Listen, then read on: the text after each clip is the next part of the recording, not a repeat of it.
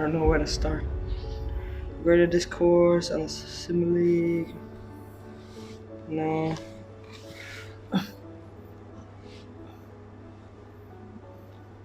We have.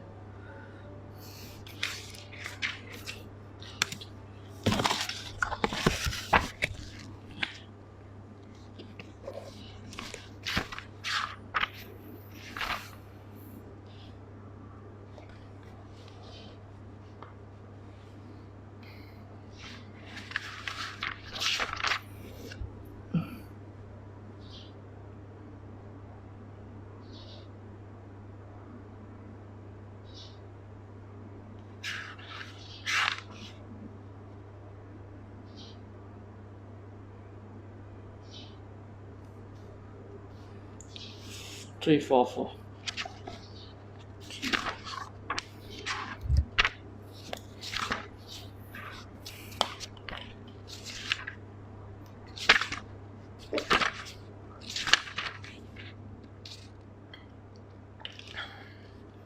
Jewel Tanha. Must be here.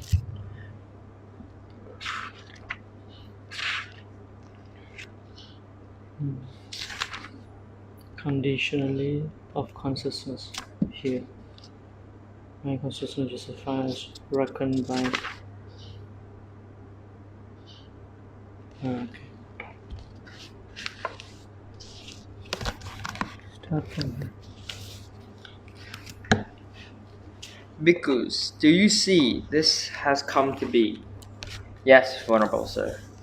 Bhikkhus, do you see that its origination occurs with that as nutriment? Yes, Venerable Sir. Bhikkhus, do you see, with the cessation of that nutriment, what has come to be is subjected to cessation? Yes, Venerable Sir. Bhikkhus, does doubt arise when one is uncertain? Wait. This is 352.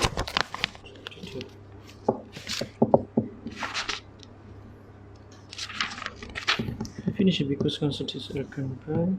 Words the infinite causes to bless everyone has stated consciousness to be dependent on senses.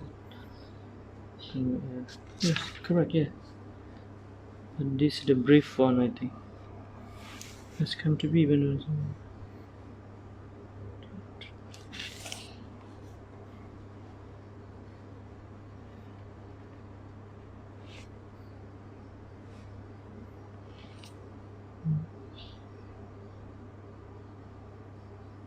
okay, correct. Yeah, can you read again? Because does doubt arise when one is uncertain? Thus has come to be. Thus has this come to be. Yes, Venerable Sir. Because does doubt arise when one is uncertain? Thus does its origination occur with that as nutriment? Yes, Venerable Sir. Bhikkhus, does doubt arise when one is uncertain? Thus, with the cessation of that nutriment, what has come to be subject to cessation? Yes, Venerable Sir. Bhikkhus, is doubt abandoned in one of us who sees it as it actually is with proper wisdom? Thus, this has come to be? Yes, Venerable Sir. Bhikkhus, is doubt abandoned in one who sees as it what? Because is doubt abandoned in one who sees as it actually is with proper wisdom? Thus, its origination occurs with that as nutriment. Yes, Venerable Sir. Bhikkhus, is doubt abandoned in one who sees it as it actually is with proper wisdom? Thus, with the cessation of that nutriment, what has come to be is subject to cessation. Yes, Venerable Sir. Bhikkhus, are you thus free from doubt here? This has come to be. Yes, Venerable Sir. Bhikkhus, are you thus free from doubt here? Its origination occurs with that as its nutriment. Yes, Venerable Sir. Bhikkhus, are you thus free from doubt here? With the cessation of that nutriment, what has come to be is subject to cessation. Yes, Venerable Sir.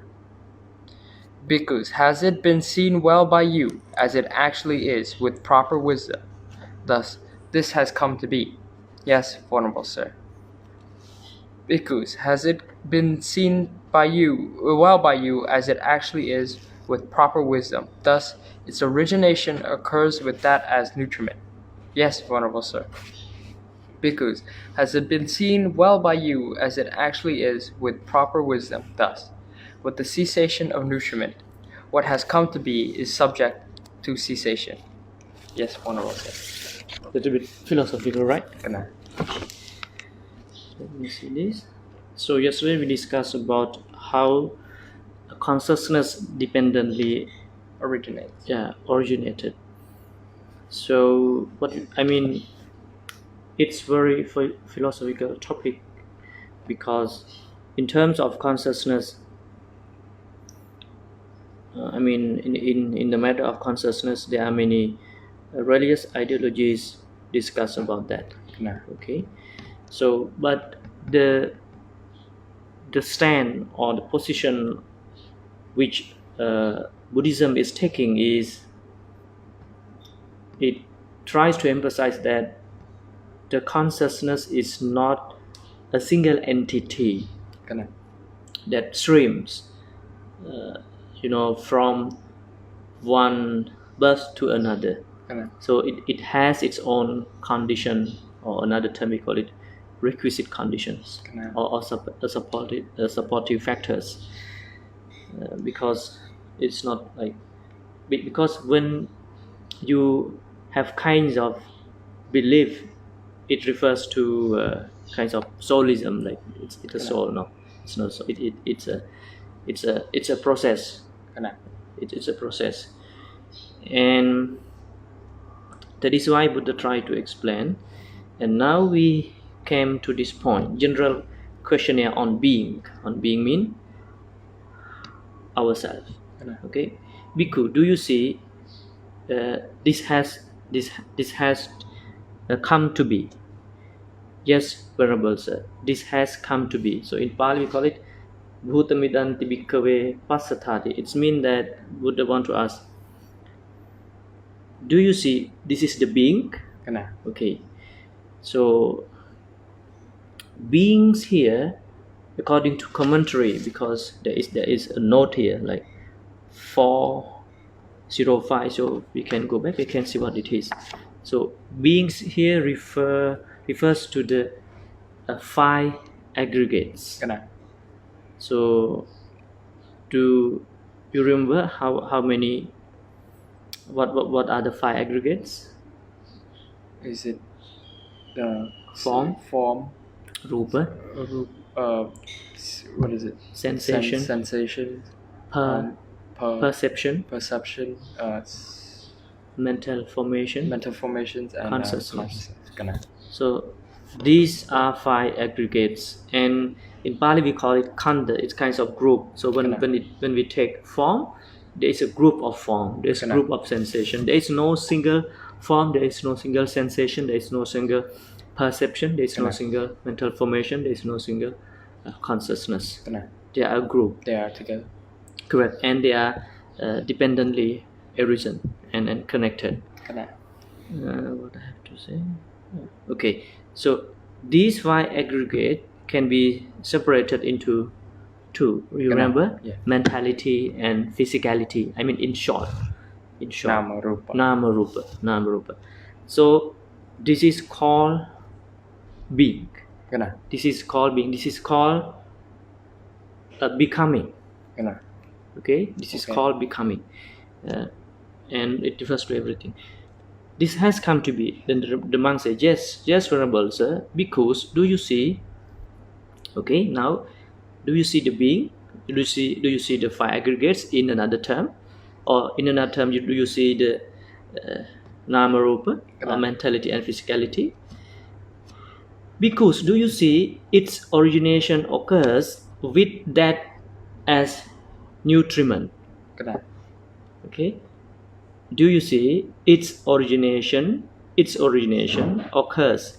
It means that origination arises with its I mean with as it is as nutriment. So nutriment here referring to ahara. So we will go next. So nutriment, ahara, or food here referring to same to the physicality and mentality, but Buddha use it in another way, nutriment, because to show that it kinds of food to support a thing to arise, to originate.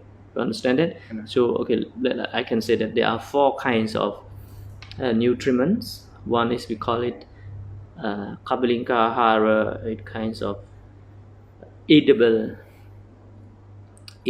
food. Okay, and then pasahara, the nutriment of contact. And you know what? How do contact arises? You know that, you remember? Your The three meeting together.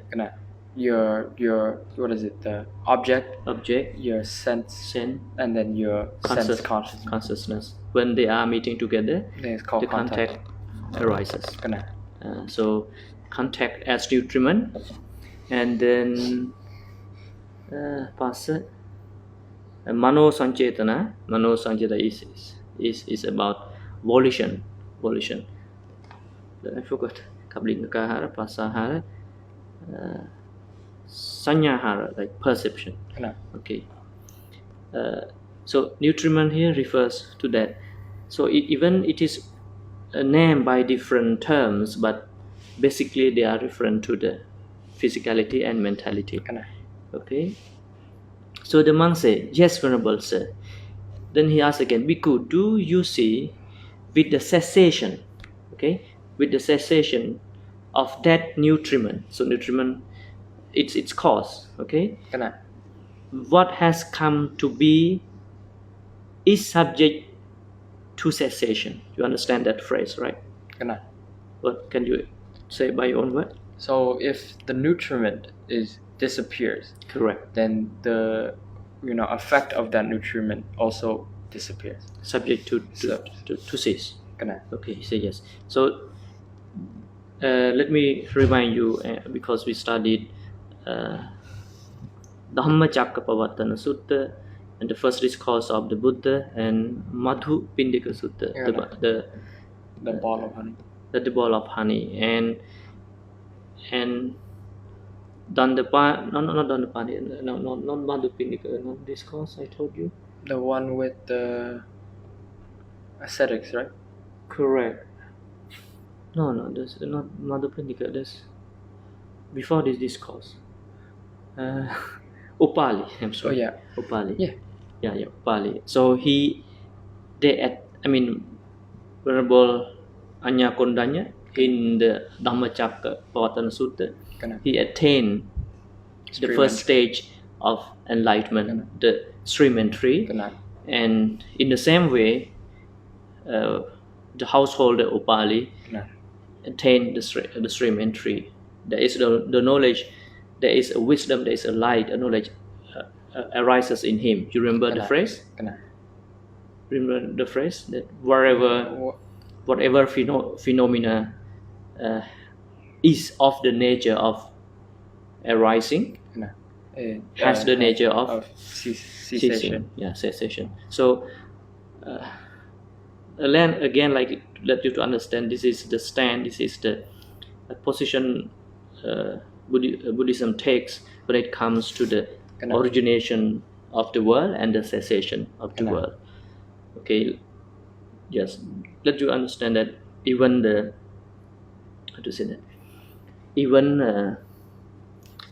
some disease, for example, we can say bad cold.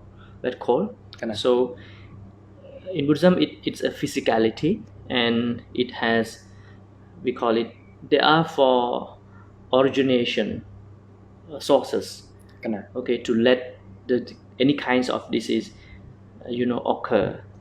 So, and for example, our bad cold is originated by, we call it Utu Samutthana, by the climate change. So by the climate change, okay.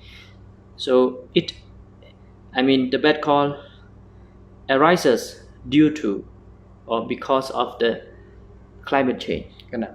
And according to Buddhism, this is the cause. Climate change is the cause, make us, how to say that, afflicted. Kena. Okay, in order to make us, feel better, or to cure the bad cold, what you have to do is you have to steam, you have to take some, how to say, the vitamin C, or like to change that temperature, because that disease is caused by the temperature, the change of the climate. So you can understand that whatever phenomena, anything that if it is caused by the particular cause, it will be ceased by that particular cause. Okay, so that is the stand. I think my overall understanding of that is like, if you can compare a person to like a tree. Correct. Let's say we're a tree. If you start from the seed, if there's a seed there, it will not grow. You need to have soil and you need to have water. That we call, let's say, those are the nutrients, right? And as the tree grows, dependent on this nutrients, it branches out and becomes different things. Correct. And depending on what it grows, like it could be affected by it. So if it has fruit, birds come and then like it messes up. But those are just the effects. Yeah. Right. It has branches because it has the ability to grow because of its nutrients, and different things will affect the tree. But the thing that would, cause it to cease is the nutrients itself. Because if it stopped, the tree would die. Correct. You're correct. Yeah, because the tree needs the land, the soil, everything there. So when we disconnect everything from the tree, it will die. So your understanding is correct. So okay, Bhikkhu, does doubt arise when one is uncertain? Thus, has this come to be? Yeah, with us, will you have the skeptical doubt of these kinds of question? Yes, Venerable Sir. Because does doubt arise when one is uncertain? Does its origination occur with that as nutriment? Yes, Venerable Sir. Bhikkhu, does doubt arise when one is uncertain? Thus, with the cessation of that nutriment is what has come to be subject to cessation. So you understand that, because he's just questioning whether, okay, do you have doubt that if this were to happen, or if this happens, this will happen? Yeah. Somebody says yes. Somebody says yes. I think he's like breaking it down. So do you doubt this? And then they reply, yes, I doubt that. But then once it goes down to the final stage, he builds it back up. So if, like he says, do you understand that something will cease to become if it lacks nutrients? And they say yes. So does that mean nutriments are the cause of this growing? Simply that when you are not sure, when you are not understanding that this arises or ceases because it has its own nutriment. So you have it's natural. It's natural that the doubt will arise within you. So the second point is the same thing. Bhikkhu, is doubt abandoned? Okay, so, when we understand the above question perfectly, the doubt will be abandoned, and then you will gain wisdom. So again, you are free from doubt here. This has come to be. Yes, Venerable Sir. Bhikkhu, are you thus free from doubt here? Its origination occurs when that has nutriment. Yes. So I think you understand that. So like as we discussed, when we have clear understanding about the origination and the cessation process, that it has its own supportive factors, or the word here is nutriment, we will experience the wisdom, and we will be free from I have a the doubt. question. Yeah. It has to do with like here, like you know how we don't have a soul. Technically, we don't have a soul, and our consciousness only lasts, like what we describe as ourselves, only lasts like this lifetime, right? No. Or, do we have that same consciousness in the next life? That is the question they are discussing. But I know, but it depends on something to come, right? Correct. I just don't like you say we can reincarnate in several different like levels, and we can also reincarnate as humans or different beings. Would our consciousness be the same during that? Right? Like, let's say I became an ant. Like, is that ant technically me, or is it not me? I don't know. That. Oh, I'm sorry that I forgot. I have to find a question, but I'm trying my best to. It's just a question that popped in my mind. No, it's correct, because the king asked the same question. The stand is, we will move to here, but I want to answer you. The Buddha answered that. This is the Buddha answer. He is. I mean, are we newly born? This is the question. Are we newly born? The statement of the Buddha is, it is neither you nor others. Okay, this is neither you nor other. The same metaphor I referred yesterday to mango. Neither old or new. Correct. But let me explain you and to say why it is. Why? But before going to dissect that question, we have to separate the two reality. We have to make a very clear distinction about the two reality. One is conventional reality and the absolute reality. Okay, so I mean technically we can use the language that it is created by our sense organ to explain, to understand, like I, a being, and so on, like it was me, I will be, and like that. But in absolute reality, Buddha doesn't use those terms to describe, because sometimes people can become more confused about the entire process. But let us move to what the Buddha has said. It is neither you, it is neither others. Okay, neither you, it is neither you. I think, from what you just said, I think I come to understand it a little bit. Correct me if I'm wrong. Okay. But it's more like it is neither you or neither others, because you cannot define what you are right now, right? Like I said yesterday, right? If I was 10 years old, like 10 years before, am I the same person when I was 10, or am I now? The same as our next life. It just depends. Our way of thinking changes, and our consciousness changes dependent on our circumstances. Correct. That's why it's called dependent origination. Okay. Correct. It's a karmic circle. Like, for example, now you are human, okay? And we will just imagine that we will be born as ant. So this ant, they have different senses. Is not you, neither others. Let us come to you. It is not you. Why? Because if I call myself me, I would be a human. Correct. Because before you are human. And like this is just from the superficial level, like we don't go in deep in like for inside meditation. Okay, this is not you, because before you are human.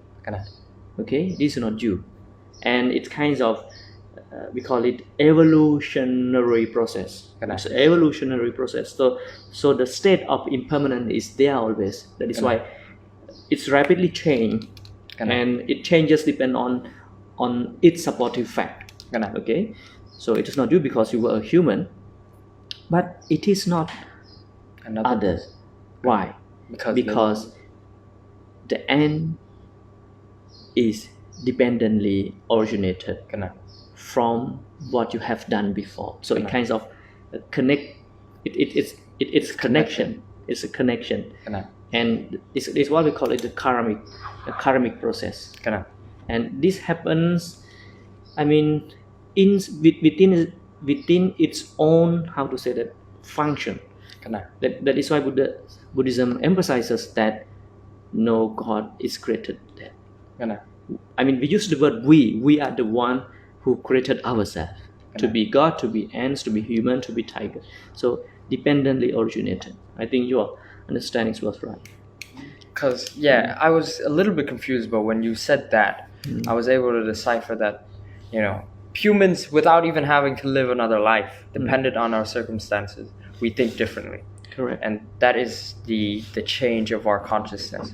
If I were to be an ant, my senses are different. The ability that I have to think is different. The set of rules that I live in is different. So that would make me be an ant. Yeah. Yeah.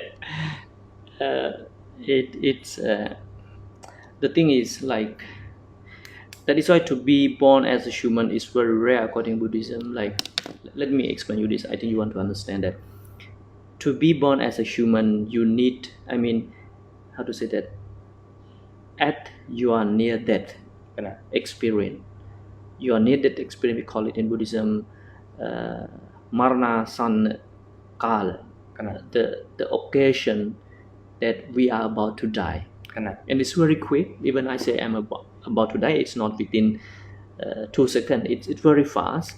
So during that period, your purest thoughts. Yeah, when your mind is full of wholesomeness, in Buddhism we call it alobha, non covetousness, and no greediness, and no hatred, no anger, no ill will, and no delusion. The power of wholesome thought is strong. You will be born as a human. Okay, you will be born as a human. But unfortunately, at that time, I mean, for example, you get greedy. Even me, when I did a lot of practices, accumulated a lot of merits. But at that point, when I am disturbed by a little bit, unwholesome thoughts, okay, I will be born as an. Like, that is why it depends on the consciousness. But I remember. Yeah, I told you. Like one story of that one monk. Correct. Even though he was like really practiced a lot and stuff, at the end he was, greedy. Yeah. Or he had unwholesome thoughts and was reborn again. Correct. So, but what we have done, whatever good deed we have accumulated during we live, will be benefited. I mean, in different form. Okay, still there, they remain there. Okay, but what I want to say is, this is the theory of dependent origination, and because Buddha want to remove the notion of there is self or the self exists. This is, in reality, there is no self exists or does not exist. This is just the notion. This is the notion, your ideology. You believe that there is self. That is, Buddha want to remove that. So in insight meditation, we see it very clearly that it's just the physicality, mentality. There is no being there. It's just the physicality and mentality. I think I understand a lot, actually. The reason why you say like non-self, to be non-self, because let's say 5 years ago when I was 11, I thought that I was the actions that I had when I was 11, I thought they were right. I thought they were just.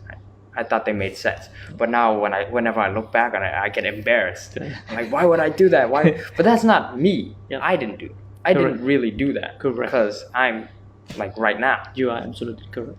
So that is why Buddha emphasizes that it refers to your ignorance. It refers to your mentality. So rather than grasp as you. And for example, if I show you, a baby photo when you were 3 years, two years old, and I ask you, Why did you do that? no, and I ask you, who is this? Kana. So, if we never learn, the theory of dependent origination or Buddhism, Kana. and in conventional term we might say that it is Visal, Kana. but in Buddhism doesn't. We will use Visal, but in ultimate reality we say that it is neither Visal no other. Kana. And you understand that if it is Visal, you never change. You have to remain the same person, the same mentality, the same physicality. Kana. Okay, and this is no other mean. The Visal now is the result of the past. So it's kinds of Kana. connected dots. Kana. Okay. I understand that. Okay. It's like, and the reason why we say it's different is because of our own conception of time. Correct. Nobody thought of time. It's a human concept. You are correct. I'm to be honest, I highly appreciate that, and I admire your wisdom here, because it reminds me the conversation between Venerable Nangase and King Milinda. He said the same thing. We postulate time and space depending on the person. Okay, I was this, I was that, I will be that. So when you remove that notion, there is no time, there is no space. It just Goes. It just go. And to be honest, when we realize there is no yesterday, there's no tomorrow. So we postulate the time demarcation depends on who we are, where we are now. And I think if, let's say, a creature, Correct. an alien had a bigger brain than us, they would be, their conception of time wouldn't be the same as ours. Correct. And the conception of space wouldn't be the same as ours. Like I said yesterday, we're limited to 3D, 3 dimensions. Yeah. But if there was a creature that could look at 4 dimensions, our conception of space is irrelevant. Correct. Irrelevant. Yeah. It makes no sense. Yeah, correct. So this is. And let me tell a very interesting story. The same Venerable Naga said about the Milinda Panha.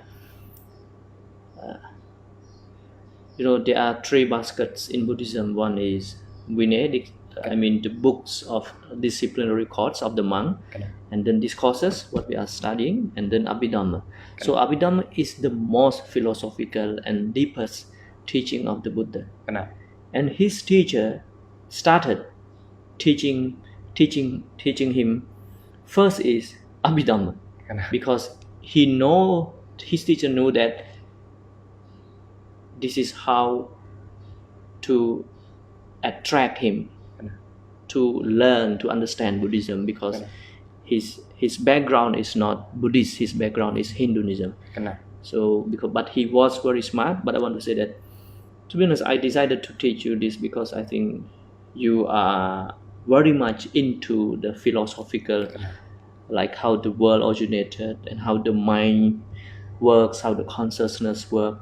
That is why I have chosen some discourses to share the knowledge with you. Thank you. So where we stopping?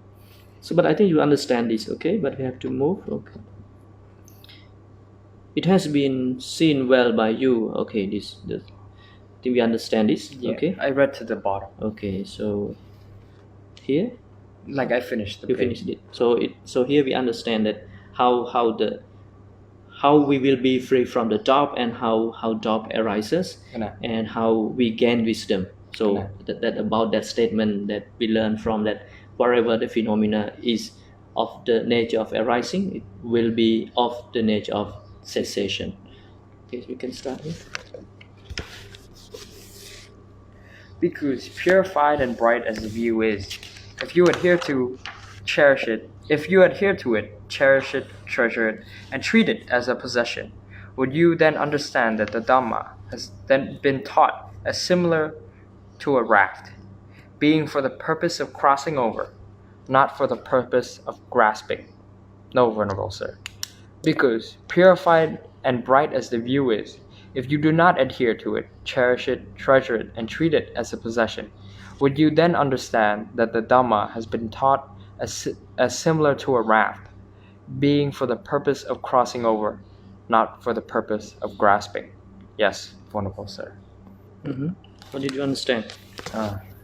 I think we talked about this yesterday. How like all the his disciples questioned him and threatened to kill themselves if he didn't give them the answers to the creation of the universe and the world and stuff. And I think he said it straight again that the Dhamma is not the teaching of everything. It has one goal, which is to tell you how to get to nirvana. Correct. And if your life is here, and like that space between you and nirvana is a river, the Dhamma is the raft which you use to cross over. Correct. And if you treat it as something that will teach you everything, you will not be able to understand that. Yeah, correct. So let me read. Just don't be able to share. I read it earlier. Okay. So because purify and bright as this view is, if you adhere to it, cherish it, treasure it, and treat it as a possession, would you then understand that Dhamma has been taught as similar to the raft, being for the purpose of crossing over, not for the purpose of grasping? No, Venerable Sir, because purify. Okay, so I think you understand this. Correct. So the purpose, I mean, there are a lot of stuff for us, to learn and to be educated, but the one and only purpose is to use this teaching to liberate ourselves from the suffering. So it is very good similar. How to call it? Draft, yeah? Raft. Like a little... I know, draft. Something I forget it. It's like a boat. No, it's not a boat. It is made of kinds of bamboos, like to bind together. Yeah, it's flat. It's flat, yeah. Raft. Okay, could we continue and we can finish that? Because... Can you read the title? Oh, nutriment and dependent origination. We will connect it with this, but you have to read, okay? Because there are these four kinds of nutriment for the maintenance of beings that have already come to be, and for the physical food as nutriment, gross or subtle, contact as the second. What for? There are physical foods as nutriment, gross or subtle, contact as the second, mental volition, mental volition as the third, and consciousness as the fourth. Now, because these four kinds of nutriment have what as their source, what as their origin, from what are they born and produce? These four kinds of nutriment have cravings as their source, craving as their origin. They are born and produced from craving. And this craving has what as its source? Craving has feeling as its source. And this feeling has what as its source? Contact has the sixfold base as its source. And this sixfold base has what as its source? The sixfold base has mentality materiality as its source. And this mentality materiality has what as its source? Mentality materiality has consciousness as its source. And this consciousness has what as its source? Consciousness has formations as its source. And these formations have what as their source? What as their origin? From what are they born and produced? Formations have ignorance as their source. Ignorance... Did you pass this? No. Ignorance as their origin. They are born and produced from ignorance.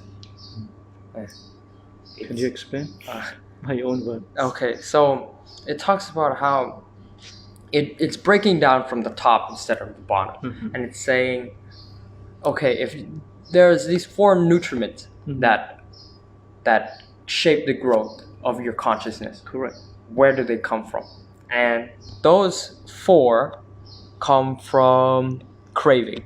So where does craving come from? Craving comes from, what is the sensation? Craving comes from the feeling. Feeling, yeah. Feeling comes from this contact. contact comes from the sixfold base. Yeah. The sixfold base comes from mentality, materiality. Yeah. Where does mentality, materiality come from? Comes from consciousness. Consciousness comes from formations, and formations comes from ignorance. Ignorance. Yeah, I will explain it, but we will finish this, but we can continue. Okay, so before we discuss how being comes, come into beings, or how human, come into beings or come to existence, and the brief discussion, the brief elaboration was, it has its own nutriment. Okay, so here nutriment and dependent origination. So there are 4 kinds of nutriments. So the Buddha used the term nutriment is to refer to the supportive factors. Okay, the first one is what we call it physical food as nutriment. I mean, whatever we eat. Let me read me this. There are these 4 kinds of nutriment for maintenance of being that already have come to be. So have already been born. Correct. So these nutriments are present nutriments. Okay, that keep, maintain, and let us and make us survive. First one is food, and it is gross and subtle. You know that the contact. So first is referred to physicality. Okay, so to support our physicality, the second one, but the second one, third one, and fourth one are the nutriments for our mentality. First one is contact. So we keep accumulating them every second. The contact, from the eye, from the ear, from the tongue, from the nose, from the smell, from the physical touching, and from the mentality. We accumulate a lot of thoughts.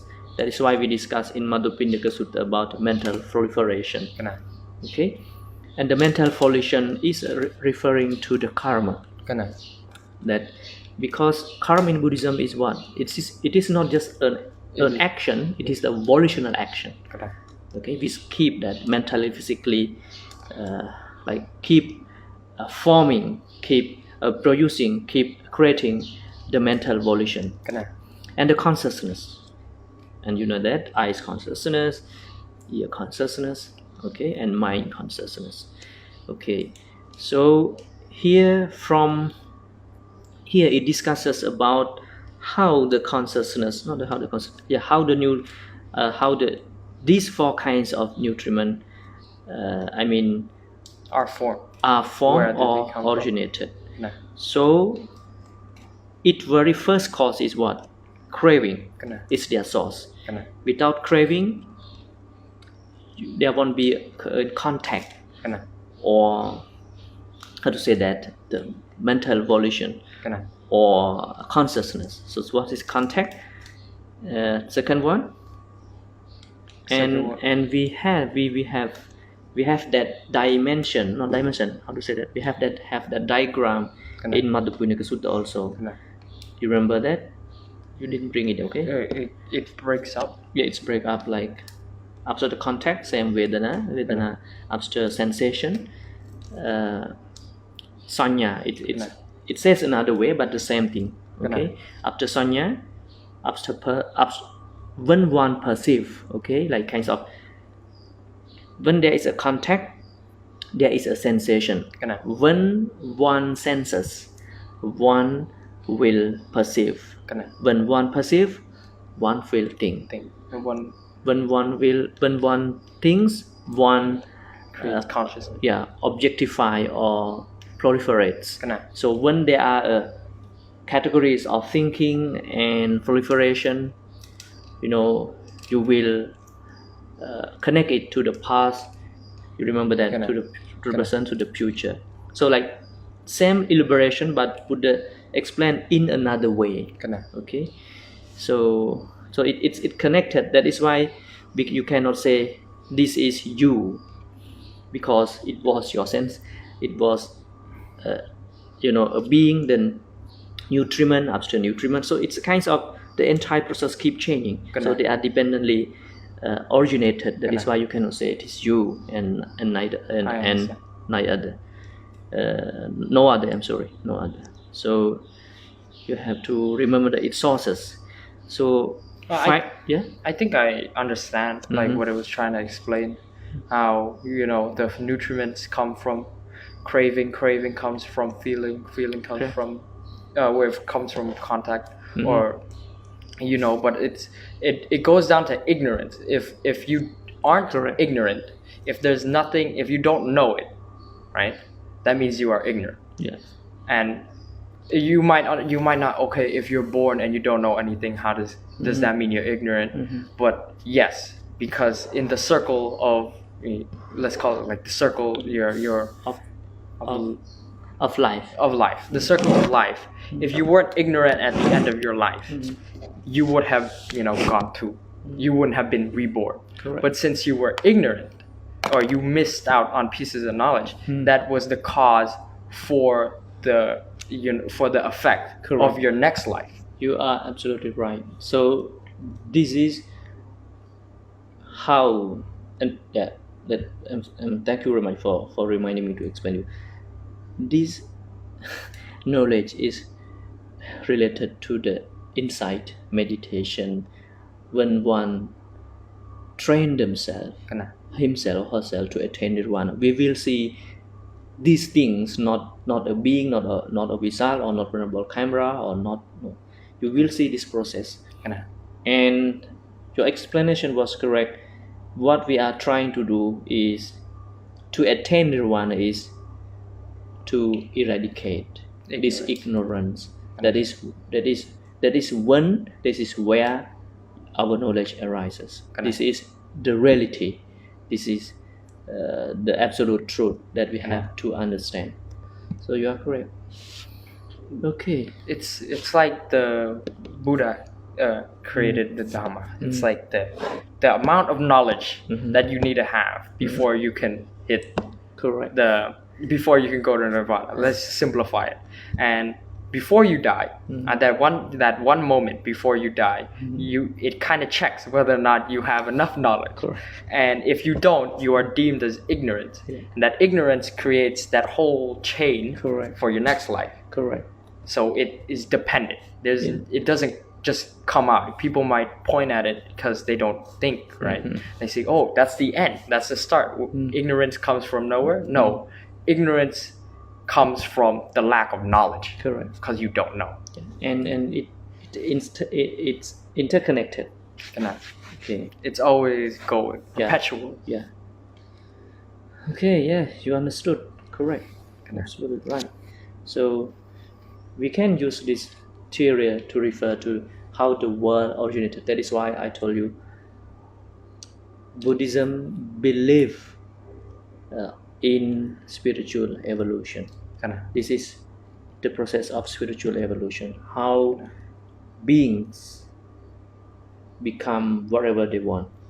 Okay, I think, and the animal kingdom. Yeah. Okay. I think spiritual evolution, it's always growing, because you can't live a life and like not learn anything. You will have to learn, even if it's a little bit. You're always growing, and you continue to grow, because you can never stay the same. Correct. And the physicality is the manifestation of the mentality.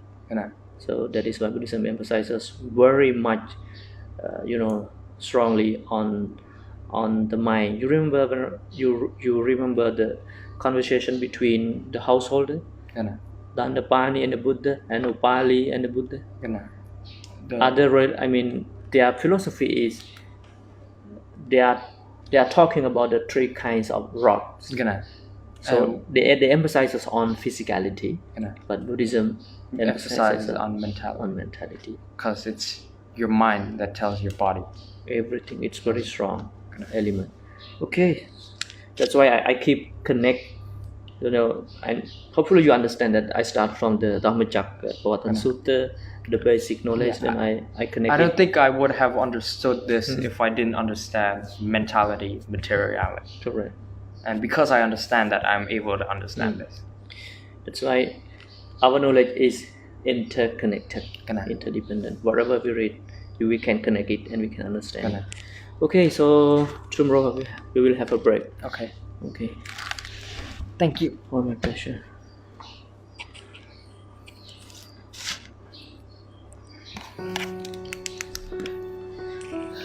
Thank you. My pleasure.